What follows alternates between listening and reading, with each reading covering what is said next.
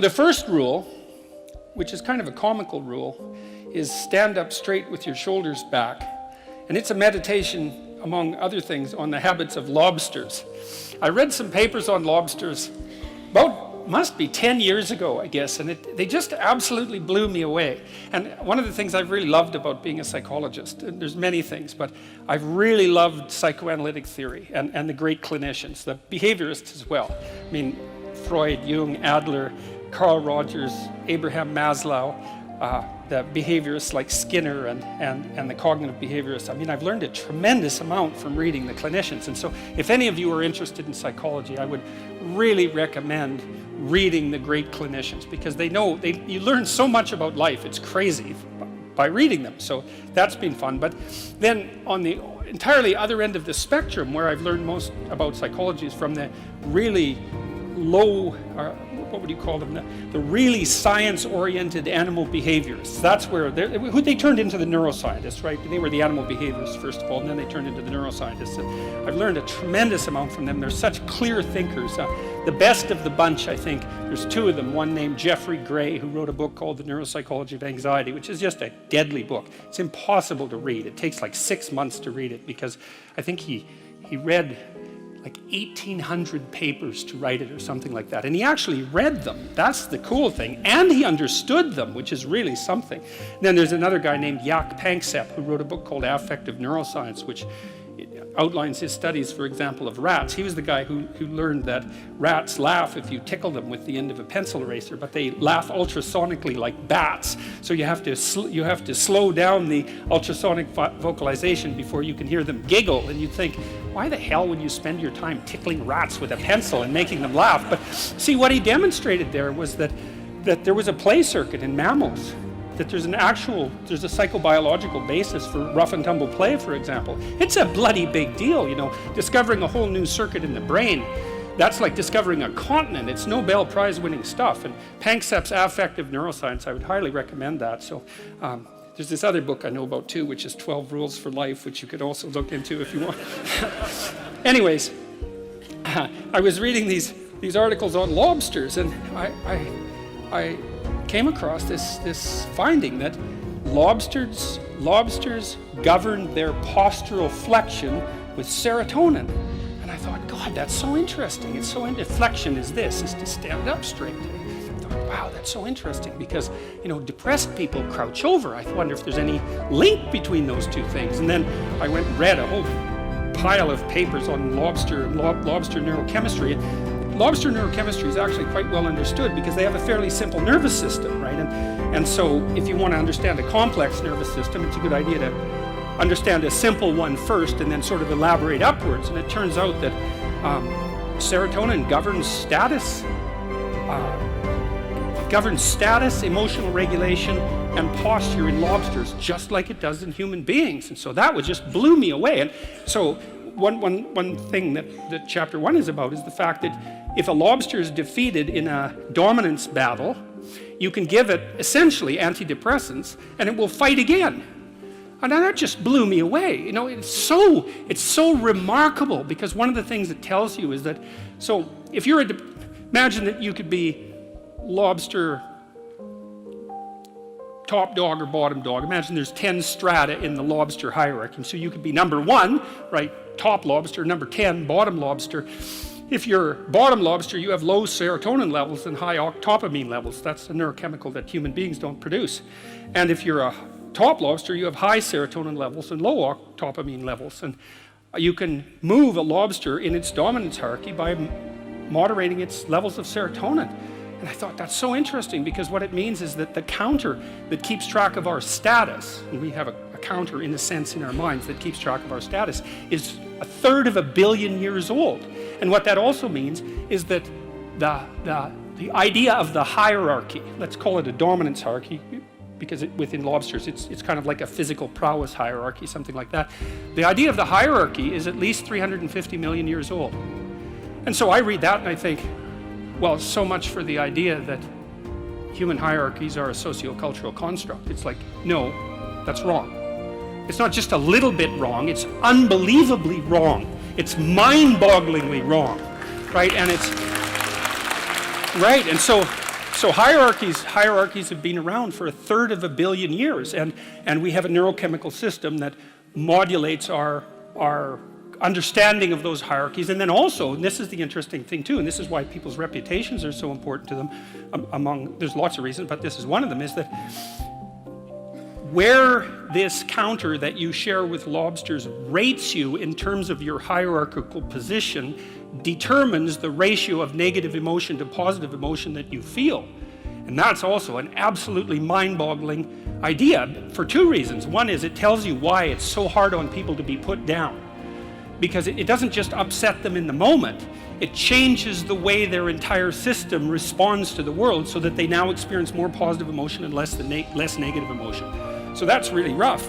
And then there's a corollary to that too, which is like, there's a very tight relationship between your belief system and your dominance hierarchy position. It's complicated, but it's worth going through. Like, let's say that, so I have a certain amount of status as a professor, and I have the, let's call it the, what would you say? I've been granted the entitlement to a certain position in a social hierarchy. Now, the question is, why do I have a valid claim to that position? And the answer, hypothetically, is because I know enough so that my claim to the position is valid.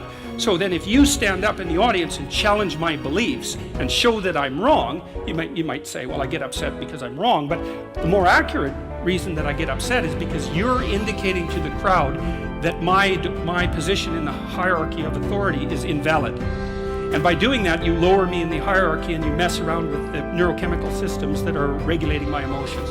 And so if you're interested, at least in part, in why people are so prone to defend themselves and their beliefs in the service of their position, then that's why. And so that's a great example of how you can learn these unbelievable things by stumbling across a rather obscure biological fact. It just, what would you say? It's like a series of dominoes. And that's also why biological facts are so useful. It's like, we don't have to argue about whether or not social hierarchies, as I said, or hierarchies are social constructs. A given hierarchy is influenced in its structure by sociocultural conditioning, let's say, but the fact of the hierarchy, so like the part of your brain that detects and regulates your response to hierarchies is older than the part of your brain that recognizes trees. Like, it's old. It's really, really fundamental. And so, and almost all social animals organize themselves in hierarchies, because now the other thing that chapter 1 is a bit of a meditation on what might constitute a hierarchy. One of my business colleagues, a former student of mine from Harvard, very, very smart guy. He's got a graduate degree in engineering from MIT and a PhD in psychology from Harvard. So there's like one of him in the whole world. And he's a very smart guy. And he helped me design the self-authoring suite, by the way, and he's been working for about 20 years on that. That's a suite of programs that helps people write about their lives and straighten them out. He told me to stop using the word dominance hierarchy. And he said the reason for that was that it was infested with Marxist presuppositions. And it really bothered me when he first said that, because I've been using the word for years, dominance hierarchy. He said, we had a discussion about that. He said, well, it's predicated on the idea that you climb up the hierarchy, human hierarchy, as a consequence of the expression of power. It's like, that's wrong. You climb up valid hierarchies as a consequence of the expression of competence. And that's actually technically right. He was exactly the right person to tell me that, because he had done his PhD on what predicts success in Western hierarchies. And the answer is quite clear. General cognitive ability, some prefrontal ability as well, which was what he specifically tested. So intelligence, roughly speaking, although it's a little bit more elaborate than intelligence, but that's close enough. And trait conscientiousness accounts for about 50% of the variance in long-term success. And you think, well, hey, how do you want your society to be structured? It seems pretty good to me that smart, hard-working people are the ones most likely to succeed. That's not a bad empirical test of the validity of a structure, you know, especially given how much vagary there is in life. Lots of random things happen to people, but it's better to be born 3 standard deviations above the mean in intelligence in the West than it is to be born 3 standard deviations above the mean in wealth in relationship to where you'll end up when you're 40. So he said to use the word competence hierarchy, or we decided that, and I think that's much better.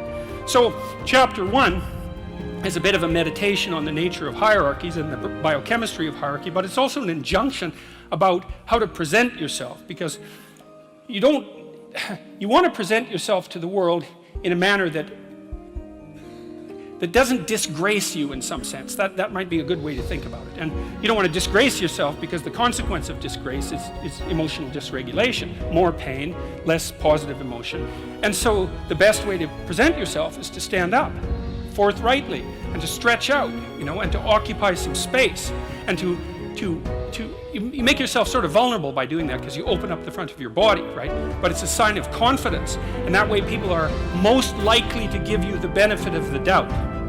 And that's a good way to start regulating your mood. But not only does it directly regulate your mood to stand up, because it's so tightly associated, like posture reflection is associated with serotonin and emotional regulation, but also because if you straighten up and you present yourself in that manner, then other people are more likely to take you seriously.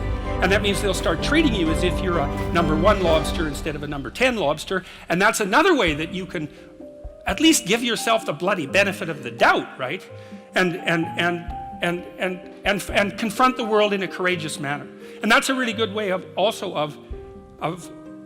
figuring out how to establish yourself in multiple competence hierarchies, because one of the general rules of thumb about how to be successful is to confront things that frighten you forthrightly and with courage.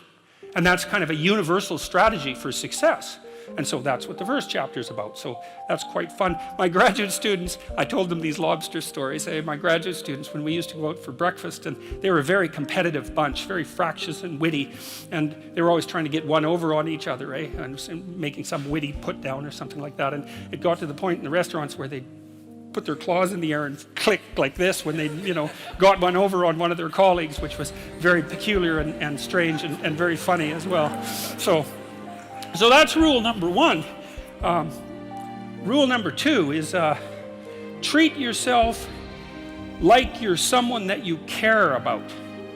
And that's a deeper chapter, I would say. Like, chapter 1 is kind of comical, but it's also got this serious scientific end, for example, and it's practical, like most of the rules are. Chapter 2 is a bit of a meditation on why. See, I read this piece of work by Jung a long while back, and it was a meditation on the injunction to treat your neighbor as you would like to be treated, something like that.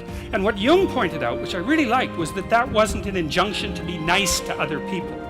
It was an invitation to reciprocity. It was something like this. It's like, you should figure out how you would like to be treated, like you were taking care of yourself, not how you would like people to respond to you. It's more important than that. It's like, imagine you had a child that you really cared for, and someone said, well, people will treat this child exactly like you want them to, but you have to figure out what that is. And so then you'd have to sit down for like a month and you'd think, okay, well, how do you want your child to be treated? You don't want everyone just to be nice to him, you want people to challenge him, and you want people to discipline him, and you want people to tell him when he's wrong. It's like, you don't just want everyone to be nice. That's pathetic. It's pathetic. There's no challenge in that. And so, well, you want to treat other people like you would like to be treated. Well, then you have to figure out, how would you like to be treated? And while you'd like people to fawn all over you and just lay everything at your feet, it's like, no, that's not something you'd wish for someone that you were taking care of. And then there's an additional problem, which is, it's often the case that people will treat other people better than they treat themselves. That happens extremely frequently. So one of the things I pointed out in chapter 2 was that if you have a dog and you take him to a vet, and the vet gives you the prescription medicine, you'll go buy the medicine and you will give it to the dog, and you will do it properly. But if you go yourself to a doctor and you get a prescription, there's a 30% chance you won't even pick up the medication. And if you do, there's a 50% chance that you won't administer it to yourself properly. And so I really thought about that. When I first came across that statistic, it was another one of those little facts. I thought, what the hell's up with that? It's like, you'll do it for your dog, so obviously you'll do it for something you care about, and you're conscientious enough so you'll actually do it. So like, why wouldn't you do it for you? Your dog likes you, even your dog would rather that you did, but you don't. And it's actually one of the reasons that modern medicine doesn't work nearly as well as it could, because people just don't take their medication. And it's not only because they don't take care of themselves. There's some skepticism about doctors, but you can be just as skeptical about the vet. So it's a deep meditation, I would say, and it's what I've done with these rules is they're very simple rules, and they're kind of comical and tongue-in-cheek in some ways, but what I've tried to do is like pull them apart and show what's underneath them, and to go down as deep as I possibly can. And in rule 2, it's a bit of a meditation on why people don't like themselves very much. And I think there's 2 reasons really, and one is that we're fragile and damageable and imperfect in multiple dimensions all the time, and that often just gets worse. Lots of things get worse as you get old, for example. So it's not necessarily that easy for a self-conscious being who's extraordinarily aware of his or her own fragility, but not just fragility, foolishness and errors. Like, you know yourself better than anyone else knows you, and you might have a certain amount of dislike for someone you know because of something they did, but you know everything you did. Jesus, that's a drag, man. You have to carry that along behind. It's like, really, I did that, And then, so there's that. It's like you're weak and kind of useless and prone to temptation, and all those things, that just shouldn't be that way. And then you're also capable of pretty vicious acts of malevolence, and so you also know that about yourself. And so it's a real existential question for people. It's like, why the hell should you take care of something as sorry and wretched as you are? And that's really what the chapter is about. It's because the answer in the chapter is, you're, first of all, yes, you're pretty useless and terrible, but so is everyone else, and that's actually an existential problem, right? And what I mean by that, it's a problem that every human being has always had and always will. So it's not just you, it's a universal problem. And that there's an answer to that, and one of them is to, what does it just say? Love the sinner but hate the sin. It's something like that, is that despite the fact that you're not all that you could be, the proper attitude to have towards yourself is the attitude that you would have towards someone that you genuinely cared for, and that it's incumbent on you to act as if you genuinely care for yourself, just like you would act towards someone that you actually cared about, some other person. And so it's a reversal in some sense of the golden rule, right? And it's a discussion of why that's necessary. And also, more than that, it's a discussion of why you have a moral obligation to do that. It's not just that you should because it would be better for you. You actually have a moral obligation to do that, I think, because you make the world a much better place, a much worse place if you don't take care of yourself. So you should bloody well take care of yourself, because, well, that's what the chapter's about. It's partly because you have something valuable to bring into the world. That's the thing about being an individual. It's the thing that Western civilization has always recognized, that as an individual, you have a light that you have to bring into the world, and that if you don't bring it into the world is a dimmer place, and that's a bad thing, because when the world is a dim place, it can get very, very, very dark. And so it's necessary, not just so that you feel better, not just so that you're a number 1 lobster, none of those things. You need to take care of yourself because you're in the best position to do that. And it's necessary for you to take care of yourself. Despite the fact that we're mortal and vulnerable and self-conscious and capable, not only capable of doing terrible things, but actually do them. Despite all that, you still have that responsibility. And so I wanted to hit the question as hard as I can to try to figure out, well, why people are contemptuous of themselves. And there's plenty of reason, that's for sure, but the reasons do not justify the mistreatment of yourself. It's as simple as that. It's not a good strategy. And the next rule is make friends with people who want the best for you. And that's a meditation on my own childhood and adolescence to some degree. I had friends who wanted the best for me and friends who didn't. And they were friends who, some of them were aiming up and some of them were aiming down. And if you have a friend that's aiming down and you do something that's aiming up, then they're generally not that happy about it. They try to top your accomplishment with one of their own, hypothetical or real, or put down what you're doing, or offer you a cigarette if you're trying to quit and you've kind of done that successfully, or a drink if you've been drinking too much and are trying to stop being an alcoholic, or they're cynical and bitter and devoted towards no good. And sometimes that's family members too, and sometimes it's even part of you, But this chapter is an injunction to people, is like you have an ethical responsibility to take care of yourself, you have an ethical responsibility to surround yourself with people who have the courage and faith and wisdom to wish you well when you've done something good, and to stop you when you're doing something destructive. And if your friends aren't like that, then they're not your friends. And maintaining your friendships with them might not even be in their interest. And so it's a tricky argument to make, because I'm not saying, whenever anyone's in trouble, you should, push them into a ditch and then give them a couple of kicks. That's not the idea. The idea is that, but I had a couple of rules I didn't write about. One was be careful about whom you share good news with, and another was be careful about whom you share bad news with. And those rules ring in people's minds quite quickly. A friend is someone you can share good news with. You go to them and you say, hey, look, this good thing happened to me, and they say, look, I'm so happy that happened to you, like, way to be. And they don't think, God damn it, why didn't that happen to me? And like, you didn't deserve it, and here's a bunch of reasons you're stupid and why it won't work. It's like, that's not helpful. And so I would say, like, if people are, the other thing people are doing, if they're trying to drag you down, let's say, is they're trying to see if you'll put up with it.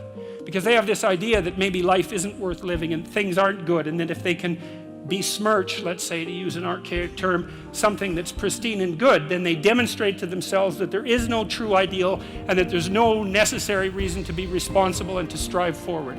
And so they use you as a test case. We'll just push you down into the low lobster bin and see how you respond. And if you put up with it, then yeah, my cynicism is fully justified. And so, well, that's chapter 3.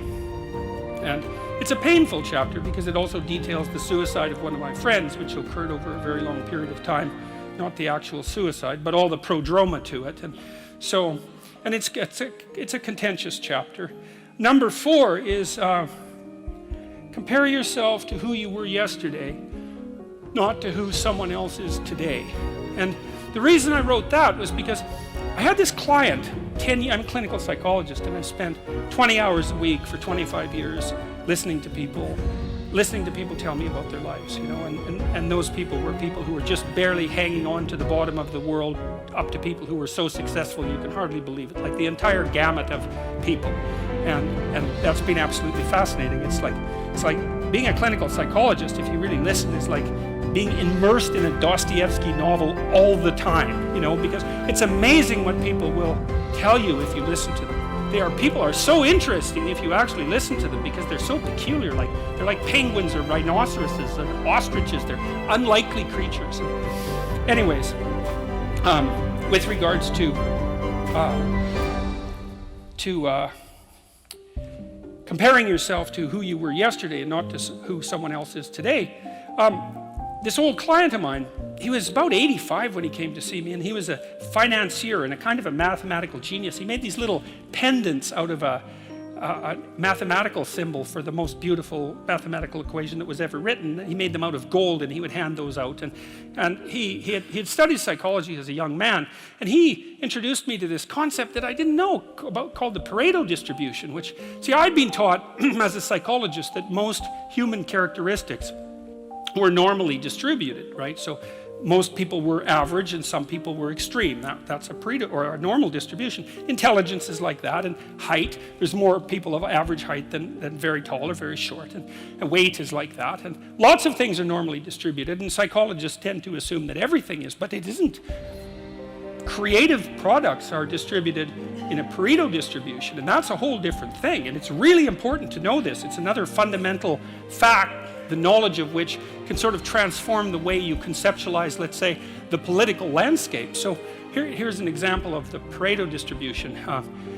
There's a rule of thumb that if you run a company, that 20% of your employees do 80% of the work, or that 20% of your customers are responsible for 80% of your sales, or that 20% of them are responsible for 80% of the customer service calls. Same thing, but that's not exactly the rule. The rule is worse than that. The rule is, in a given domain, the square root of the number of people operating in that domain do half the productive work. So you think, well, you have 10 employees, 3 of them do half the work. It's like, yeah, okay. What if you have 100 employees? Then 10 of them do half the work. What if you have 1,000 employees? Well, then it's 30. And if it's 10,000 employees, then it's 100. And this actually turns out to be a rather ironclad rule. It applies across very, very many situations. It applies, for example, to the mass of stars and the size of cities. So you can see how universal it is as a law. And it's something like those that have more get more, and those that have less get less. That's the Matthew principle, right? To those who have everything, more will be given. From those who have nothing, everything will be taken away. And the economists sometimes call that the Matthew principle. And so what that lays out is a world that's rife with inequality. So you hear this idea that I think it's the 85 richest people in the world have more money than the bottom 2 billion. That's a Pareto distribution phenomena. And you might say, to hell with capitalism for producing that. It's like, sorry, you got your diagnosis wrong. It's a natural law. It's no matter what society you study, you get a Pareto distribution of wealth. You get a Pareto distribution of number of records recorded. You get a Pareto distribution of number of songs written or goals scored. Like any creative product has that characteristic. And it's partly because as you start to become successful, let's say, people offer you more and more opportunities. And as you start to fail, people move away from you and you plummet. And so, okay, so that's rough. So what it means is that there is always a landscape of inequality. And I'm not saying that we shouldn't do anything about it, although I am saying that we don't know what to do about it. That's the thing, because you can modify the Pareto distribution of wealth, let's say, but we don't know how to do it without maybe disrupting the system so completely that it collapses, which is what happened in the Soviet Union, for example, and in Maoist China. They were trying, at least in principle, to adjust inequality. But the cure was far worse than the disease. And the truth of the matter is we actually don't know technically how much inequality there has to be to generate wealth. We can guess, and you could say, well, there should be less, and you might say, well, there should be more. If you're left-wing, you'd say less, and if you're right-wing, you'd say, well, we'll just let the inequality flourish. But we do know that it's inevitable, and we also know that we don't know how to regulate it. So, there is inequality. What that means is there's always going to be people around that are better at something than you are. And that's a problem, because you can get jealous and you can get bitter and you can get resentful, and worse, you can get hopeless, because you look like I have this friend of mine. He told me something so funny. He was decrying his lack of success in the world, and he compared himself to his roommate. And he said, his college roommate was doing much better than he was. And his bloody roommate was Elon Musk. It's like, really? It's like, oh, you're not doing as well as Elon Musk. Well, you could see it would take it rather personally because they were roommates and everything. It wasn't like he was doing badly. Like he was doing pretty damn well. It's like, I'm not as good as Elon Musk. It's like, yeah, well, you and like 7 billion other people, But I thought it was instructive because you have to be careful who you compare yourself to. Now, you can't just not compare yourself to successful people, right? Because then you don't have anything to aim at. And one of the things I learned from Jung, this was a cool thing, I'm going to make a real lateral move here. Jung thought the book of Revelation was appended to the Bible because the Christ in the Gospels was too merciful. He was too nice a guy. Now, he's an ideal, right? And Jung said, wait a second, an ideal is always a judge.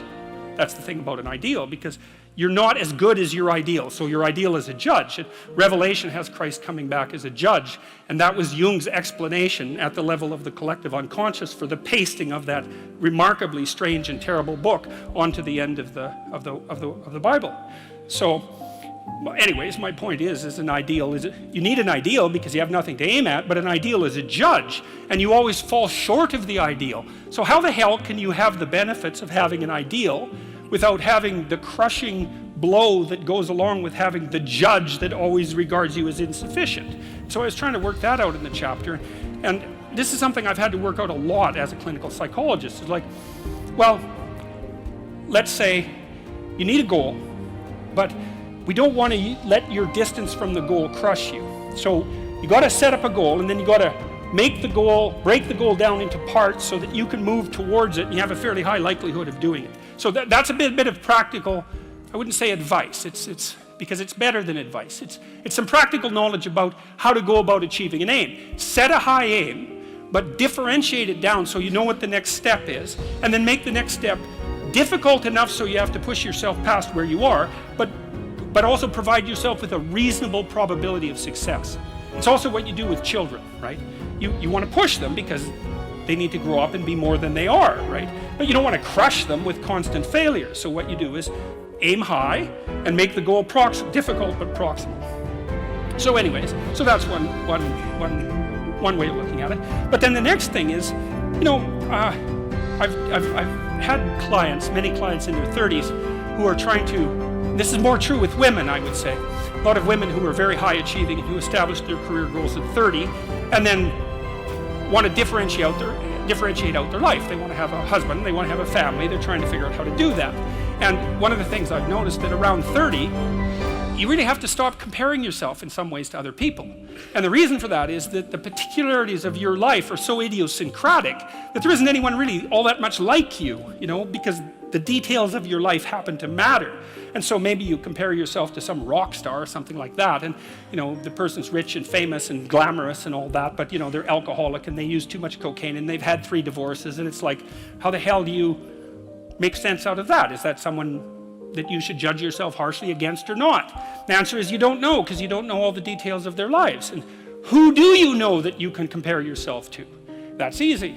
You. Yesterday. So here's a good goal. It's something like, well, aim high.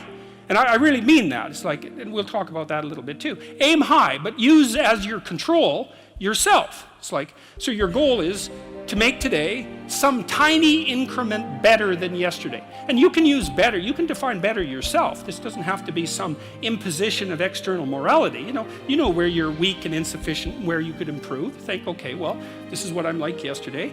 If I did this little thing, things would be just an increment better. And, well, that's a great thing, because you get the ball rolling, and incremental improvement is unstoppable. You can actually implement it, and it starts to generate Pareto distribution-like consequences. It starts to compound. And I've seen that happen in people's lives over and over. People write me all the time and tell me that they're doing that, but I've seen that happen in people's lives continually. They make a goal that, the goal should be, how could I conceive of my life so that if I had that life, it would clearly be worth living, so I wouldn't have to be bitter, resentful, deceitful, arrogant, and vengeful. Like, that's sort of the bottom line, right? Because that's what endless failure does to you. It's not good. And that's what life without purpose and a goal does to you as well, because life is very hard. So you think, okay, well, I need to adopt a mode of being that would justify my suffering. And you can ask yourself that question. What would make this worthwhile? I quote Nietzsche, I think in that chapter. He said, "He who has a why can bear almost any how." That's a lovely line, man. I mean, it's a lovely line. And it's really worth thinking about. So you think, well, how do I manage all this misery and suffering and futility? It's like, well, I need to figure out what I would have to do in order to make that clearly worthwhile. And so then you have your goal, and then you think, well, I need to move towards that incrementally, because I'm kind of useless and can only do so much, and maybe not even that.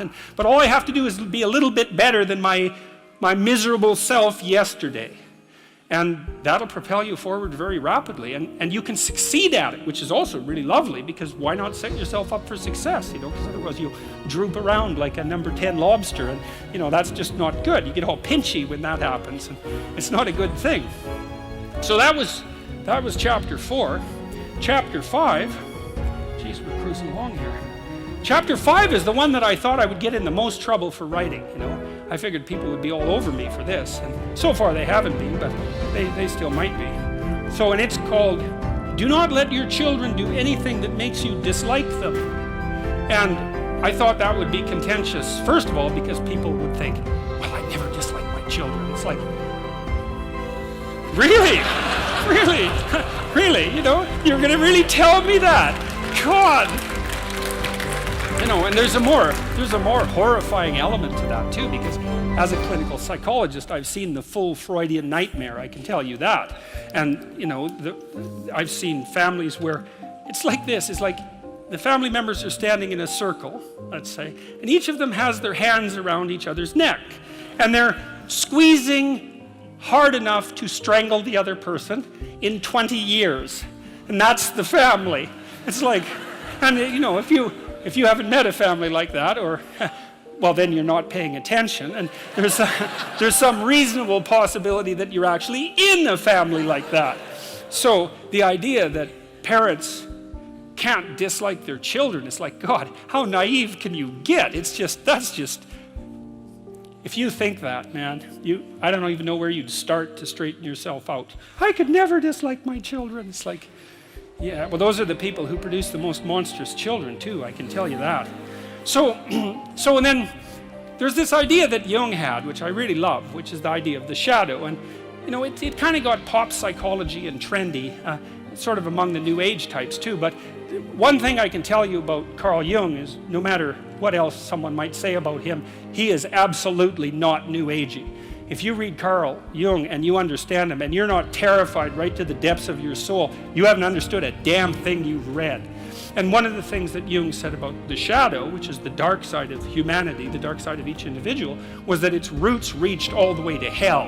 And he meant something very specific, both metaphysical and practical by that. The metaphysical element was he meant hell, literally and metaphysically, but he also meant the more proximal kinds of hell. And so what he meant was that if you were able to understand your dark side, then you would see in yourself a reflection of the behavior that was present at Auschwitz, for example. And that the reason that people don't take the dark side of themselves seriously at all, and even confront the fact that it exists, is because no one wants to see that reflected within them. And no wonder, like it's absolutely no wonder. Jung also believed that confrontation with the shadow was an inevitable barrier to enlightenment, that there was no, Joseph Campbell, who is a popularizer of Jung to some degree, has become well known for saying, follow your bliss. And Campbell learned virtually everything he knew from Jung. But Jung, that isn't what Jung said at all. He said, pursue what's meaningful and you'll encounter that which you least want to encounter. And that's the dragon, right? That's the dragon that hoards gold, for example. And the dragon is also something that lives inside you. And it's not something that you take the encounter with lightly. There are very old stories about this. There's this Egyptian story about the god Horus, who was the Egyptian savior in some sense. And when he encountered evil, even though he was a god, he lost an eye in the battle. And so that's the famous Egyptian eye, that everyone still knows about. That's the eye of Horus that was torn out by Seth, who's the precursor to Satan. And so it's no joke. It's no joke. Back to children. See, I kind of knew this when I had my kids. I'd already undergone that to some degree and understood what it meant to be a bad person, a terrible person. And one of the things I knew was that manifested itself in families all the time. Tyrannical father, overprotective mother, more rarely overprotective mother, overprotective father, tyrannical mother. It's usually the other way around. And the terrible pathological familial drama that Freud made much of in the early 20th century. I'd seen that in many, many situations. Dismal, brutal, awful. And I've seen parents punish their children. And you can also take a page from Nietzsche if you really want to punish your children, or anyone else if you have someone you're interested in punishing, including yourself. You don't ever punish someone you really want to punish for doing something wrong, because that's actually a bit of a relief to them. That's the theme of Dostoevsky's Crime and Punishment. The murderer gets away with it, and it's a relief to him when he gets caught. It's like, no, if you really want to punish someone, you wait till they do something good, and then you punish them. Because that'll teach them. You maximize the hurt that way. You decrease the probability that they'll ever do anything good again. And I'll tell you, man, if you want to have a good relationship with someone, that's one thing you don't do. You open your bloody eyes, and if they do something that you would like them to do again, then you tell them how much you appreciated the fact that happened, and you hope that it replicates, You see, that's if there's one thing you can take away from tonight's lecture, that's an extraordinarily useful thing to know. Watch, and when people do something that they should do more of, say, look, I saw that you did this specific thing. I saw that it took some effort. Here's what it meant. Here's how I observed it. It's like, keep that up. And man, if you love someone, you do that to them. That's encouragement. That's such a great thing. So anyways, back to children. So I already knew that I was a pretty decent monster by the time I had kids. And I thought, well, my kid's little, like a baby or 2-year-old. It's like I'm a horrible monster. And so there's an uneven power problem here. I better not let that child do anything that really makes me angry. Now and then you hear about something horrible that happens. When I was in Boston years ago, I read about a woman who plunged her 2-year-old daughter's arms into boiling water. You think, well, how in the world can that happen? It's like, well, she's probably hungover. She probably just lost her job. She was probably desperate in 6 different ways. She probably didn't have any decent disciplinary strategies for children. She probably didn't have anyone helping her. She was bitter and resentful and angry, and the child misbehaved at exactly the wrong moment.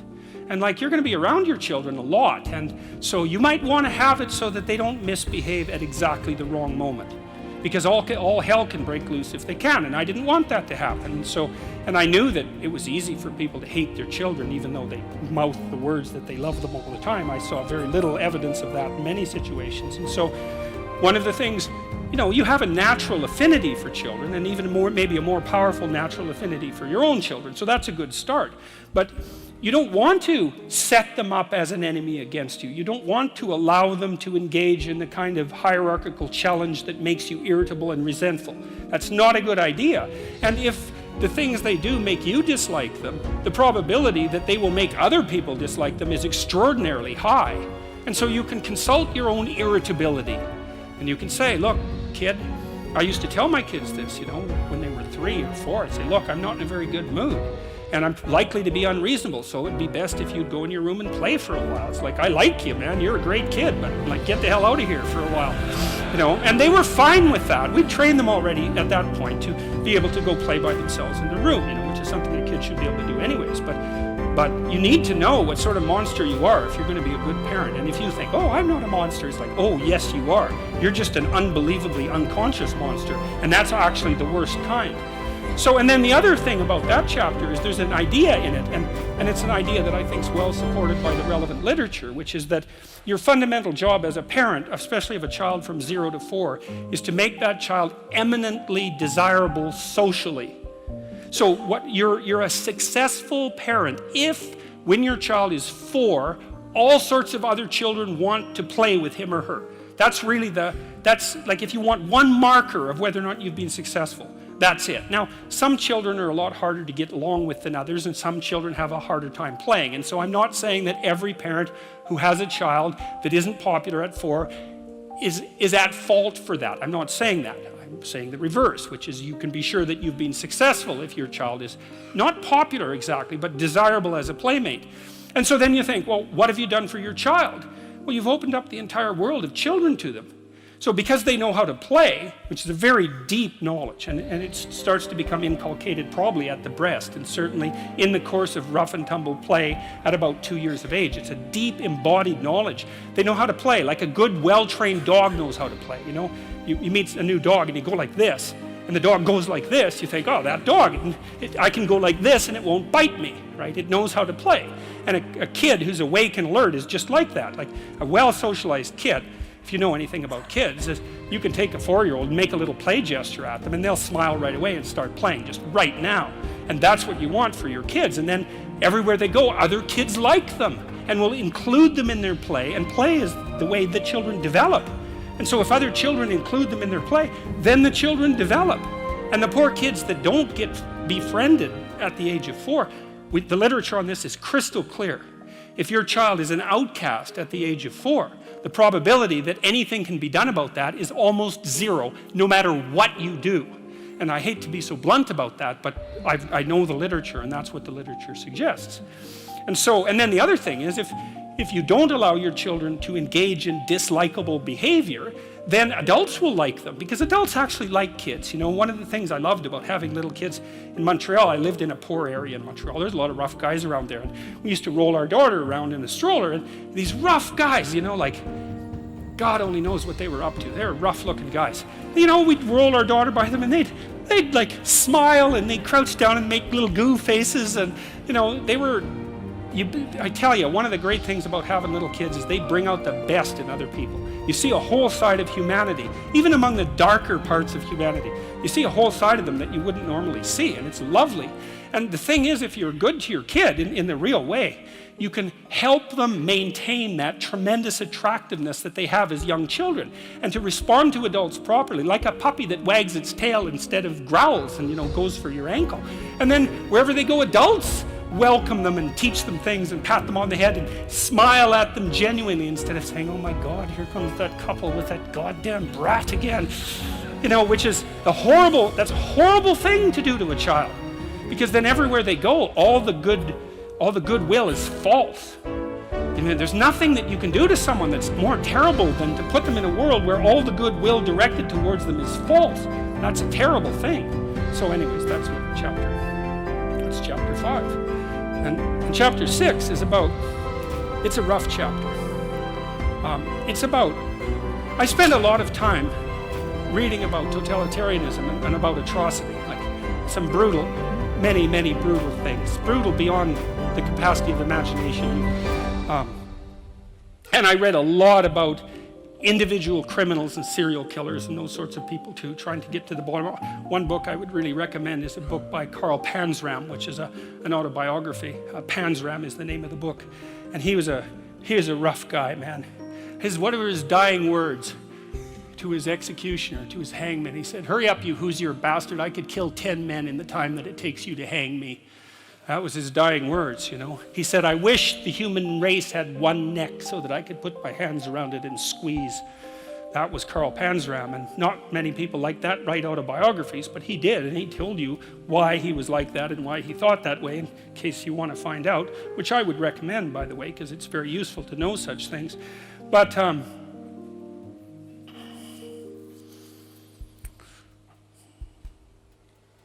have to remember why I told you that Panzram story.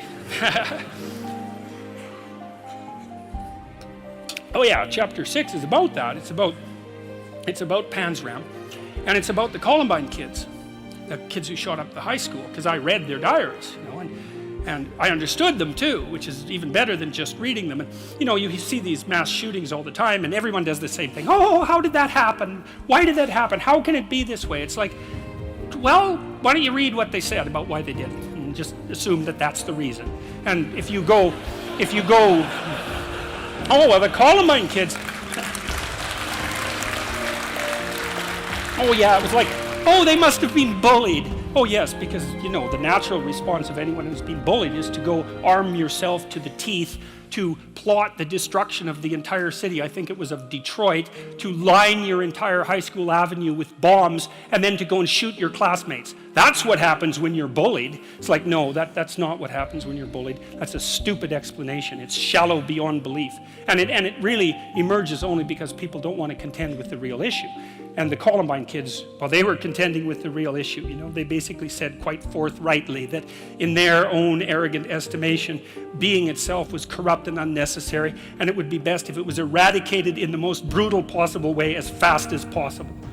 And you get to places like that if you dwell on revenge for 3 or 4 years in your mom's basement. You know, you can go to very dark places, and so that's what chapter 6 is about. And, you know, Panzram, who was very brutally treated when he was a kid, and the Columbine guys who, you know, had their ups and downs, but nothing compared to Karl Panzram, say, were judges of being and decided that it was flawed and that they were the ones to set it right. And so it's a rough chapter. But it's more than that. It's a meditation on resentment, because resentment is a key human motivation. And I would say it's a great teacher. To listen to your resentment is one of the best things you can possibly do. You have to admit that it exists first, and then you have to admit to the fantasies that it's generating, and you have to admit to what you would regard as the way out of it. So that's all very difficult, because it means learning things about yourself that you probably don't want to learn. But resentment only means one of two things. It means either like shut the hell up, grow up, quit whining and get on with it. That's one thing it means. Or someone is playing the tyrant to you, might even be you. You have something to say and do that you should say and do to put it to a stop. And so maybe, and resentment can show you the pathway to doing that. It's a meditation on resentment, and one of the principles that I extracted from that is, like, a resentful person wants other people to change. And if you're resentful, then your motivations aren't trustworthy. In fact, they're very, very dark. And that's why I went to the extreme with people like Panzram and the Columbine killers. Resentful people who want to change the world are not to be trusted. What should you do instead? How do you treat your own resentment? I would say, well, I read this great line in a T.S. Eliot play called The Cocktail Party. And in it, this woman comes up to a psychiatrist. I think this is in this chapter. And she says, you know, I'm having a really rough time of it. I'm suffering badly. My life is not going well. And then she says, I hope that there's something wrong with me. And the psychiatrist says, well, what the hell do you mean by that? And she says, well, here's how I look at it. There's either something wrong with the world, and I'm just in it and that's how it is. And then, like, what am I going to do about that? Because it's the whole world. Or maybe I could be fortunate and there's something wrong with me that's causing all this unnecessary suffering. And if I could just set it right. I could learn and I could set it right. And so, well, I've been thinking about that for a very long time. And I think, well, if your life isn't going the way it is, you can find someone else to blame, which is pretty convenient for you and also relatively easy. Or you could think, okay, I don't like life. I don't like the way my life is unfolding. Maybe I don't like life in general because it's tragic and tainted with evil. How do I know if my judgment is accurate?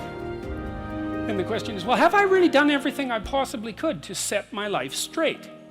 Because maybe I shouldn't be judging its quality or the quality of life itself or being itself for that matter if I haven't done everything I possibly could to set my life straight. Well, so there's a task. Solzhenitsyn, who I'm a great admirer of Solzhenitsyn, his book, The Gulag Archipelago, was one of the things that brought down the Soviet Union. And he said that one man who stopped lying could bring down a tyranny. And, he said that with some authority. I think you could easily make the case that The Gulag Archipelago is the greatest book of the 20th century. I mean, there's other contenders, obviously, but he said when he was in the Gulag camps, meditating on how the hell he got there, and he had a rough life, man. I mean, first of all, he was on the Russian front at the beginning of World War II, and then he was thrown in the Gulag camps, and that was just the beginning of his adventures, man. He had a rough life. And he was in the camps, and he was thinking, what the hell? Like, how did I get here? What's going on? And he had Hitler and Stalin to blame, right? So if you need someone to blame, man, Hitler and Stalin, that's great. But that isn't what he did. He said he meditated for a while once he realized that he might have something to do with, in some strange way, with the way things turned out for him. And he said he went over his life with a fine-tooth comb in his memory. He thought, okay, where did I go wrong? But by my own judgment, when there was a path in front of me, when did I take the path that I knew I shouldn't take? Because you all know that, right? Sometimes you don't know if what you're doing is good or if it's bad. It's just ignorance, you just don't know. But sometimes you bloody well know and you do the thing you know you shouldn't do anyways. That happens a lot. And why do you do that? Spite is part of it, stupidity. There's all sorts of reasons, but you certainly know you do it. Solzhenitsyn thought, okay, well, what would happen if I took responsibility for where I am in this concentration camp?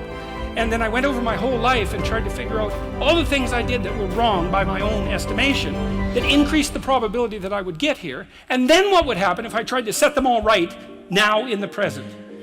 And that's why he wrote The Gulag Archipelago. And one of the consequences of that, as I said, was it sped the dissolution of the Soviet Empire. So, hey, that's not bad, eh? Like, you make a real confession, you really repent, you do your penance, which is writing this book, and you completely change the geopolitical landscape of the world.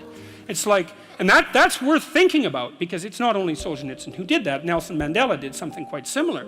It's not so impossible. And so the idea that what you should do if you're feeling resentful about the nature of being or suffering too much for your own life, let's say, is straighten the damn thing out. Like, seriously, try it for a year even. Try it for a week. Try not doing the things you know you shouldn't do. Try not saying the things you know to be false. And just watch what happens. You might as well give it a shot, right? Because you say, well, I'm all in for a year. I'm going to do things right. And then I'll just stand back and I kind of watch how things unfold. And maybe I'll reconsider at the end of that year. It's like, try it. Try it. I mean, I would say I've had thousands of letters now from people who are saying, hey, I tried that, and hey, it worked. I quit lying and everything quit. Do you ever see that Simpsons episode where Sideshow Bob keeps stepping on the rake over and over? It's like his whole yard is littered with rakes, and all he does is walk around and step on, and then curse. Steps on a rake and hits him in the face, and he curses, and then he steps on another rake, and you know what I mean. Stop doing that. Exactly. Yeah.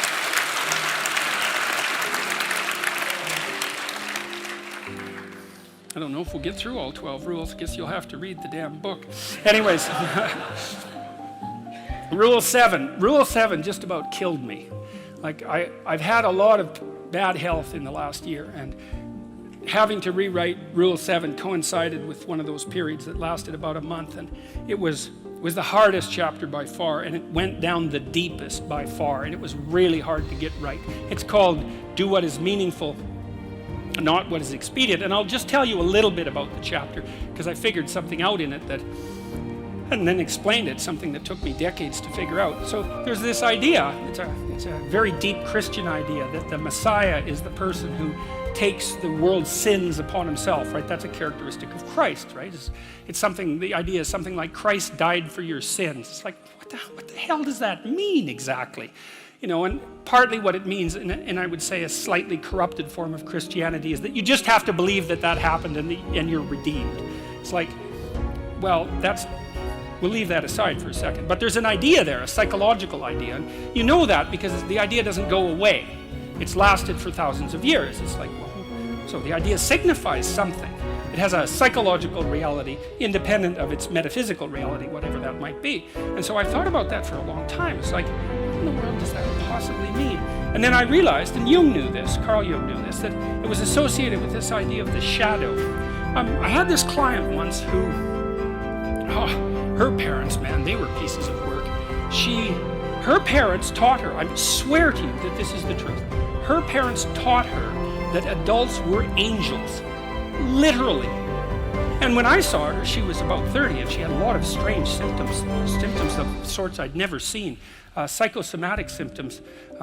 She had kind of like quasi-epileptic seizures at night, but she stayed conscious during them. It was very difficult to understand it, and I won't walk through it. But her parents told her that adults were angels, and she was like 28. She had a university degree, and I said, well, didn't you ever wonder about that? I said, didn't you read any history? And she said, yeah, but I'd read something about the terrible things that people did to each other, and I would just compartmentalize it. And that was actually the key that I used to unlock what was wrong with her, which was eventually fixed. And I won't go into that. But I said, I gave her this book. I gave her two books. I gave her a book called The Terror That Comes in the Night, which is a book about sleep paralysis and nightmares, because I thought that was what might have been bothering her. It turned out that wasn't it. Then I gave her this other book called Ordinary Men. And it's a great book. It's a terrible book, a terrible, dark book, about this police battalion that was moved into Poland during World War II after the Nazis had marched through. And it was all made of middle-aged guys who weren't like victims of Nazi totalitarian propaganda when they were kids. They were just, bourgeois, middle-class guys, kind of like all of us, let's say. And they went to police Poland, and they were going to have to do some terrible things, essentially. But their commander told them quite forthrightly that if being involved in wartime policing was too hard on them, if they felt that it ethically violated them or psychologically violated, that they could just go back to policing in Germany. And very few of them did, partly because they didn't want to abandon their comrades, let's say. They didn't want them to have to do the dirty work, And they were normal policemen, they ended up the sorts of people who could take naked pregnant women out into the middle of the field and shoot them in the back of the head. That's the culmination of their training. It's very interesting to read about their training, because they were absolutely sickened by what they learned to do, like physically sickened, vomiting, shaking, traumatized, but they didn't stop. And if you want to know why, then you can read the book. And I said, look, read this book, but don't bloody well compartmentalize it. Enough of that. It's like, read it like you're one of the damn policemen, which is how you should read history, right? You read about Nazi Germany and you think, well, I'm Oskar Schindler. I'd save the Jews. It's like, no, you wouldn't. Right? You wouldn't, because people didn't. And the probability is very high that you wouldn't. And all you have to do is think it through. Anne Frank, it's like, you're really going to put your family at risk to hide a group of another family in your attic for like multiple years while there's Nazis parading the street, and where if you get exposed, you all die. You're going to do that, are you? It's like very unlikely. And no wonder, it's not surprising that it's unlikely, but you don't want to be inflating yourself with fictional heroism without actually knowing the facts on the ground. So I told her to read it and to understand that the policemen were her. And that's the thing to understand. Well, the idea that the Savior is the person who takes the world's sins upon himself is exactly that. It's exactly the same idea. It's like the way that there stops being Nazis is for you to know that the Nazis were you, and for you to decide not to do that. But you have to know. You see, this is the thing that people won't do. You have to understand that you could not only do what the Nazi camp guards did in Auschwitz, but that you could actually enjoy it. And then you have to decide that you're not going to do that anymore. And that's not an easy thing to figure out. Well, and that's what that chapter's about. So that's a rough chapter, man. That's a rough chapter. And that's only a bit of what it's about. You know, there's a lot in there. And that's, anyways, that's what that's about. Chapter 10, it's chapter 9. Let's see, I better look, I'm getting a little tired here. Oh yes, chapter 9 is assume that the person you are listening to might know something you don't. This is a chapter about conversation and about the different forms conversation takes. And it's a chapter about humility, and it's a chapter about listening. And the humility element is, it took me a long time to understand why there's religious injunctions supporting humility, to even understand what the word really meant in that sort of technical sense. And it means something like this. It means what you don't know is more important than what you know. And that's a lovely thing to, then what you don't know can start to be your friend, you see. People are very defensive about what they know, and for the reasons we've already discussed. But the thing is, you don't know enough. And you can tell you don't know enough because your life is not what it could be, and neither is the life of the people around you. You just don't know enough. And so what that means is that every time you encounter some evidence that you're ignorant, someone points it out, you should be happy about that, because you think, oh, you just told me how I'm wrong. It's like, great. Like maybe I had to sift through a lot of nonsense to get through the real message that you're telling me. But if you could actually tell me some way that I'm wrong, and then maybe give me a hint about how to not be wrong like that, well, then I wouldn't have to be wrong like that anymore. That would be a good thing. And you can embark on that adventure by listening to people. And if you listen to people, they'll tell you amazing things if you listen to them. And many of those things are little tools that you can put in your toolkit, like Batman, and then you can go out into the world and use those tools, and you don't have to fall blindly into a pit quite as often. And so the humility element is, well, do you want to be right, or do you want to be learning? And it's deeper than that. It's, do you want to be the tyrannical king who's already got everything figured out? Or do you want to be the continually transforming hero, or fool for that matter, who's getting better all the time? And that's actually a choice, you know. It's a deep choice, and it's better to be the self-transforming fool who's humble enough to make friends with what he or she doesn't know, and to listen when people talk. And listening is a transformative exercise. Like if you listen to the people in your life, for example, if you actually listen to them, they'll tell you what's wrong with them and how to fix it and what they want. They can't even help it if you start listening, because people are so shocked if you actually listen to them that they tell you all sorts of things that they might not have even intended to, things they don't even know. And then you can work with that. And so, and the other thing that's so interesting, you know, now and then you have a meaningful conversation, right? You have a good conversation with somebody, you walk away and you think, geez, you know, we really connected, and I know more than I did when I came away from that conversation. And during the conversation, you're really engrossed in it. And that feeling of being engrossed is a feeling of meaning, and the feeling of meaning is engendered because you're having a transformative conversation. So your brain produces that feeling of meaning for you. It says, oh yeah, this is exactly where you should be, right here and now. It's the right place and time for you. And that's a great place to occupy. And so a good conversation where people are listening has exactly that nature. And the reason it has that nature is because it is in fact transformative. It's one of the truisms of clinical psychology. Like if you're a clinical psychologist, a huge part of what you do is just listen to people. It's like, you know, they come in, they're unhappy, and they'd rather not be, something like that. You say, well, why do you think you might be unhappy?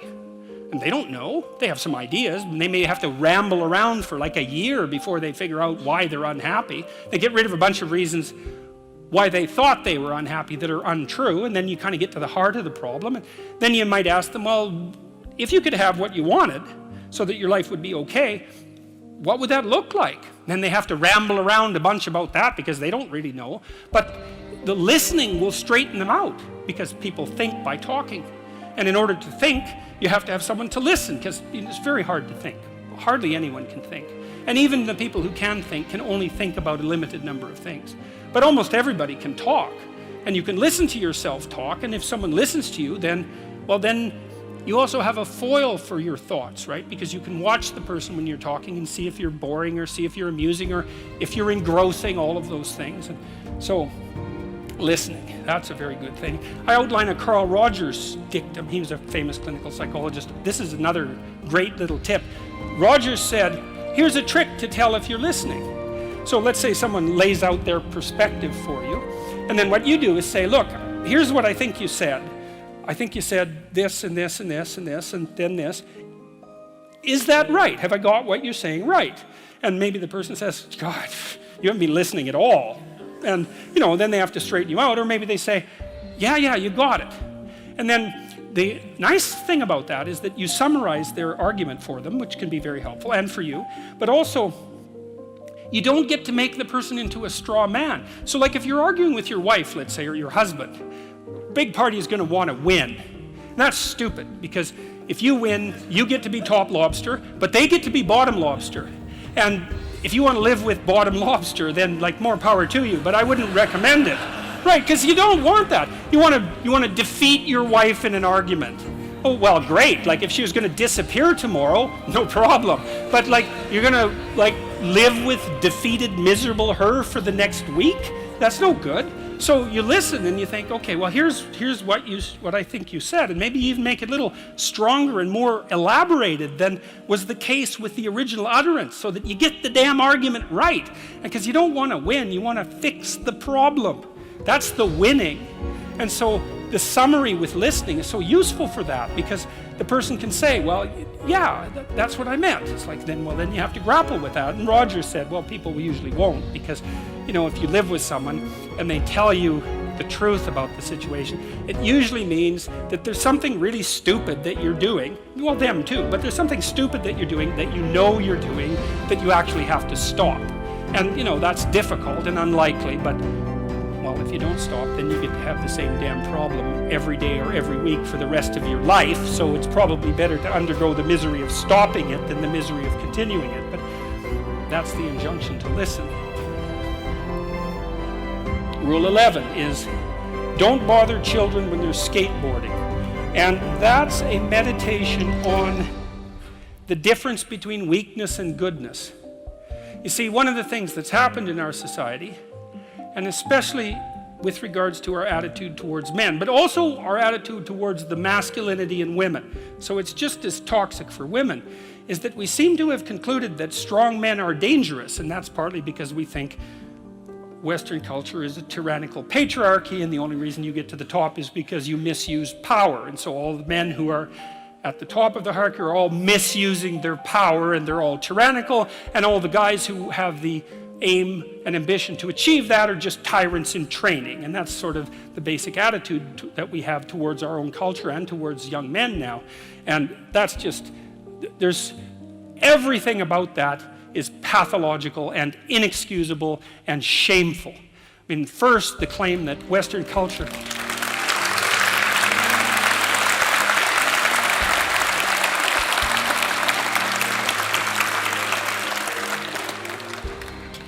the idea that Western culture is primarily a patriarchal tyranny is